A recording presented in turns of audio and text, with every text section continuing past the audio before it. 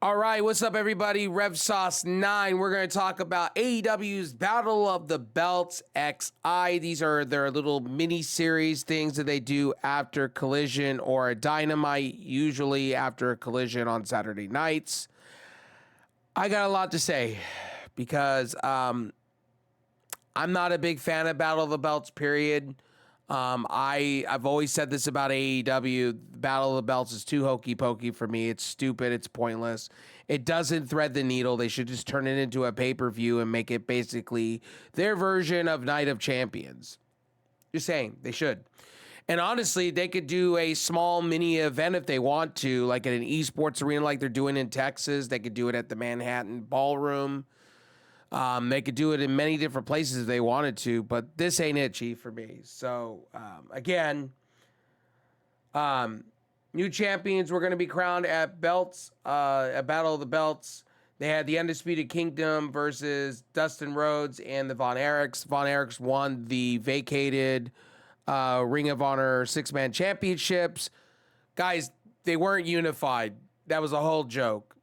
Big Show, Paul White came out, basically said that they were going to unvacate these belts and put them out there. And now Dustin Rhodes and the Von Erichs are pretty much champions. And I'm glad to see Dustin Rhodes get somewhere with a championship belt. I know it's not AEW, but it is something. And he is the teacher of he took over for the Von Erichs' father, basically. And they basically won tonight. Basically against the Undisputed Kingdom. Knew that was coming. The Undisputed Kingdom have been freaking ice cold. Wardlow's on the shelf with injury. Adam Cole's with injury. Roderick Strong did not win at Death of Dishonored for the World Heavyweight title against Mark Briscoe. So they're just floundering, honestly, at this point. So they showed off the Comic-Con footage between Britt Baker and Mercedes Moné. So it's official at All In. It's going to be Moné versus Britt Baker for the TBS championship. I thought they would do both championships. So it's going to be for the TBS championship at All In officially because they went at each other at Comic-Con and Tony Khan had enough. If you haven't seen it on social media, while you're under a rock. So Tony Khan made that match official. And Darby Allin winning the Royal Rampage, earning a world title match at Grand Slam for September. So that's good there. So whoever wins the World Heavyweight Championship between Swerve and Danielson, that'll probably be your first match out the gate for that. We had the Women's World Tag Team match, Toni Storm defeating Taya Valkyrie. This was a throwaway match. Honestly, I don't give a shit for Taya Valkyrie. I think she's amazing, but after her comments 6 months ago, she has gone nowhere. Nowhere. Absolutely nowhere. And it's been very kind of sad. Toni Storm beats her with a Storm Zero. That was just a 1, 2, 3. That was a given. Mariah May had to sit down promoting for Dynamite during the opening moments of the match. Her husband, Johnny TV, match on Collision. Storm took control, starting with Valkyrie, glasses on. Valkyrie came back, hitting a running knee, basically a couple of DDTs to a German suplex. And then in STF, Valkyrie hit the curb stomp, called it, the sudden pain. And from there, a near fall, and Toni Storm hits basically a Storm Zero, 1, 2, 3, retains the title. You weren't gonna have Taya Valkyrie take that belt off of Toni Storm. No way. You weren't having that. Kip Sabian was backstage with Lexi Neer. He was talking about losing his father and moving forward to become the best wrestler in the company. Sabian said that while he was willing to let his run in with the Parsize pass, Nick Wayne seemed to still have an issue with him, and he told Wayne that he was back and he would be easily to be found. CMLL Women's Champion Tag Team Eliminator Willow Nightingale defeats Diana Peraza. I'm so tired of Willow Nightingale. I wish Diana Peraza would have just beat her. Peraza worked the mat to start with Nightingale shutting her down, and then after that, it pretty much went like this, pretty much off the ropes into her head, but Willow was only to hit the Death Valley driver for a near fall. And Nightingale brought Peraza on the top rope, suplex, but Peraza held on to Nightingale, striked back, battling. Taya Valkyrie walked out, turnbuckle behind her. Thunder Rosa came out, fought Valkyrie off, allowing Nightingale to hit the punch and the Babe with the power bomb for the win. 1, 2, 3. Honestly, I'm tired of Willow Nightingale.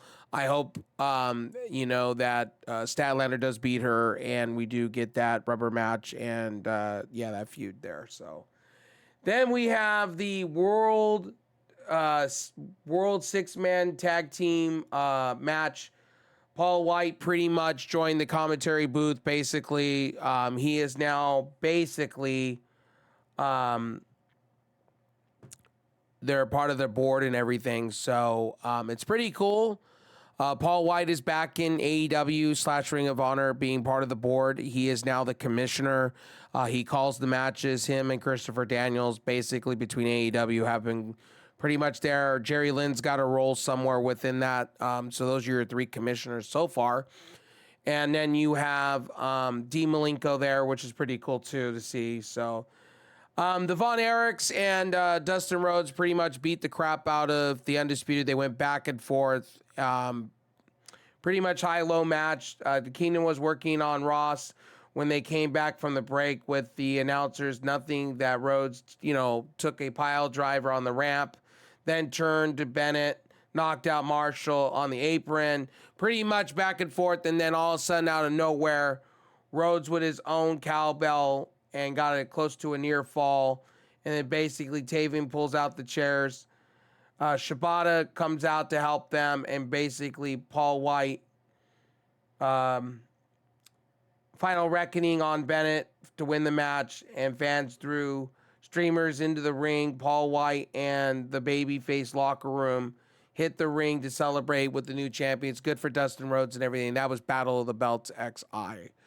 Technically, this should be a pay-per-view every year, but I get why they are doing what they're doing. They gave Dustin Rhodes and the Von Erichs something. The Von Erichs, they said they were going to transcend these guys to the moon and back in AEW. Tony Khan has been a mark out for anything the Von Erichs, and they signed him for a huge amount of money. So this is just a stepping stone. I see the Von Erichs winning tag team gold eventually. I see them splitting off from Dustin Rhodes if they want to go there, kind of like the Acclaim idea. I do not like how these guys are being booked right now. I could care less for the cowboy thing. I wish they would come out with different music, look a little different. They look like they're MLW stuff, and it's just, to me, it's, if you're coming to a new company, change your look, change your gimmick. I don't need the cowboy hats and things like that. You know what I mean? I don't need you looking like your dad. I don't need you to look like the Iron Claw movie where they, I don't need you to look like the 80s. Come out and look like your own thing. Come out and look like how the Gun Club is, in a way, when they split off from their dad and they're doing amazing things with the Bang Bang Gang, their Bullet Club Gold. So, at the end of the day, good for Dustin Rhodes. He deserved something. He deserved a payoff. Dustin Rhodes doesn't have very much longer. And, good on him. I want to see him win more gold, though, not just the 6-man Ring of Honor unvacated championships are ununified. Paul White made sure to make that announcement for Ring of Honor. So I'm happy to see them holding the belts. Let's see what they do going forward. I don't think you're going to see them on TV, but here and there because of Dustin Rhodes, being up there in age. But anyway, it's glad to see them winning the championships. Anyway, my name is RevSauce9. Thank you guys for stopping in and watching this review of XI Battle of the Belts, because honestly, at the end of the day, I wish this was just a pay-per-view. But I'm glad they gave the flowers and everything to the Von Erichs and Dustin Rhodes. So anyway, honest thoughts. Look, it was a C average show. I would say C minus. It's literally a 6.0 or 5.75 for me. I don't care for these shows. I think, it's just an extra hour on top of Collision. Personally, it's 3 hours. They could just put 3 hours on Dynamite if they wanted to and do the same shit here as they were doing on Dynamite. You know what I mean? Anyway, I'll see you guys on the next one. Peace out and see ya.